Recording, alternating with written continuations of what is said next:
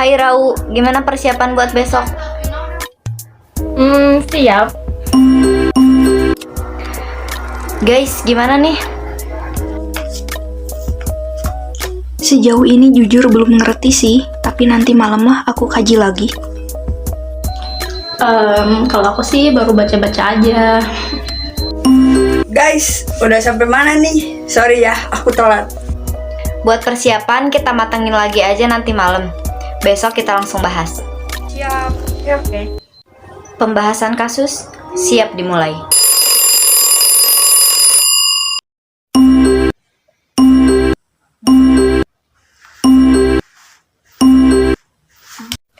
Oke, karena semua udah masuk, diskusi kita mulai aja ya.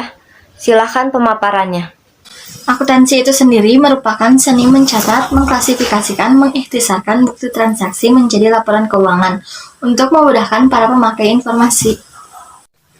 Pajak adalah iuran yang dipungut pemerintah kepada rakyat untuk mengisi kas negara dalam rangka menjalankan fungsi pemerintah, khususnya dalam pembangunan sarana dan prasarana untuk kepentingan umum, dengan tidak mendapat jasa timbal balik secara langsung dan bersifat memaksa, serta mengatur rakyat agar tercapai kesejahteraan serta kemakmuran. Kemudian ada pemeriksaan perpajakan. Pemeriksaan perpajakan adalah serangkaian kegiatan untuk menghimpun dan mengolah data, keterangan, dan atau bukti yang dilaksanakan secara objektif dan profesional berdasarkan suatu standar pemeriksaan, dengan tujuan untuk menguji kepatuhan pemenuhan kewajiban perpajakan dan untuk tujuan lain dalam rangka melaksanakan ketentuan perundang-undangan perpajakan. Penghindaran pajak sendiri merupakan hambatan-hambatan yang terjadi dalam pemungutan pajak, sehingga berkurangnya penerimaan khas negara. Secara umum, penghindaran pajak (tax avoidance) adalah suatu skema penghindaran pajak untuk tujuan meminimalkan beban pajak dengan memanfaatkan celah loophole ketentuan perpajakan suatu negara. PT Adaro Energi Tbk tengah dirundung masalah. Sebuah laporan internasional mengungkapkan perusahaan yang dipimpin Garibaldi Thohir itu melakukan penggelapan pajak lewat anak usahanya Cold Trade Service International di Singapura.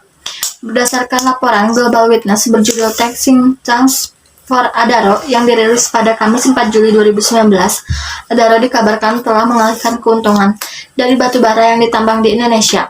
Hal ini untuk menghindari pajak di Indonesia. Dari laporan itu, disebutkan kalau dari 2009 sampai 2017 perseroan melalui anak usahanya di Singapura, Cold Trade Service International membayar 125 juta US dollar atau lebih sedikit dari yang seharusnya dilakukan di Indonesia. Dengan mengalihkan lebih banyak dana melalui tempat bebas pajak, Adaro mungkin telah mengurangi tagihan pajak Indonesia dan uang yang tersedia untuk pemerintah Indonesia untuk layanan-layanan publik penting hampir 14 juta US dollar per tahun. Direktur Utama PT Adaro Energi, Garibaldi Thohir, membantah terkait tudingan laporan oleh organisasi global, yakni Global Witness, atas upaya penggelapan pajak lewat anak usahanya.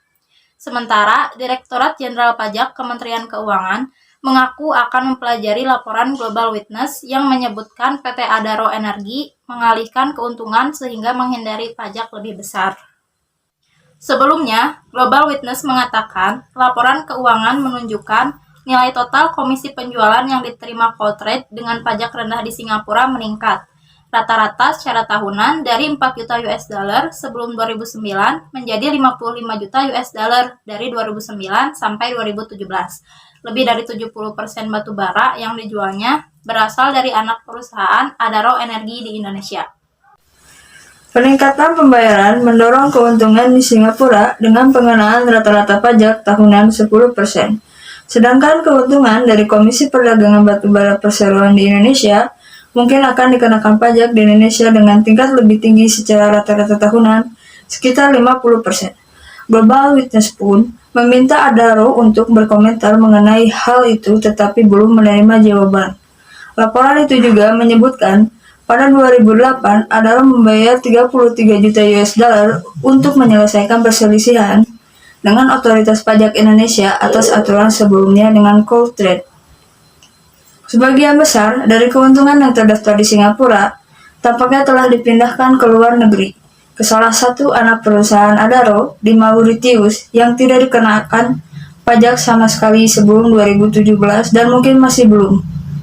Laporan tersebut juga menemukan Adaro baru-baru ini akuisisi anak perusahaan di Labuan, Malaysia yang merupakan switch pajak.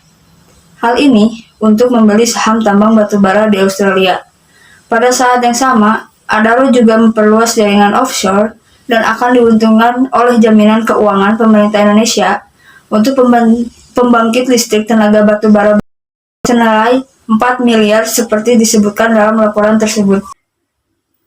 Kemudian, bagaimana penyelesaian atau ending dari kasus yang dialami oleh PT Adaro ini?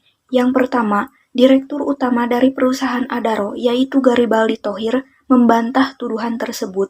Ia mengungkapkan bahwa PT Adaro ini adalah perusahaan yang baik atau good corporate governance dan senantiasa patuh terhadap hukum. Pembayaran dan royalti sudah diungkapkan di dalam laporan keuangan perusahaan dan itu bisa dilihat di situs resmi perusahaan sebagai regulatornya. Yang kedua, Direktorat Jenderal Pajak dan Kementerian Keuangan mengaku akan mempelajari laporan keuangan Global Witness yang menyebutkan PT Adaro mengalihkan keuntungan sehingga menghindari pajak yang lebih besar. Terima kasih untuk pemaparannya. Jadi bisa disimpulkan bahwa wajib pajak itu sendiri termasuk badan atau perusahaan lazim melakukan perencanaan pajak atau tax planning. Namun upaya ini yang sering muncul upaya mengakali aturan pajak tax planning. Aturan pajak tax planning sebenarnya adalah seni untuk membayar pajak seefisien mungkin.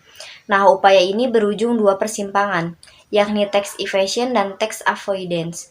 Keduanya sangat berkaitan tetapi berbeda. Perbedaan antara keduanya yaitu strategi legalitasnya. Kasus PT Adaro ini termasuk ke dalamnya, yaitu tax avoidance adalah trik penghindaran pajak, caranya dengan memanfaatkan celah dari peraturan pajak yang ada. Upaya ini legal, namun tidak etis dilakukan. Kemudian ada tax evasion merupakan penggelapan pajak. Cara ini terbilang kotor dan ilegal karena melakukan pengurangan pajak terutang atau bahkan tidak membayar pajak sama sekali. Mungkin diskusi kali ini cukup sekian. Terima kasih banyak untuk semuanya. Assalamualaikum warahmatullahi wabarakatuh.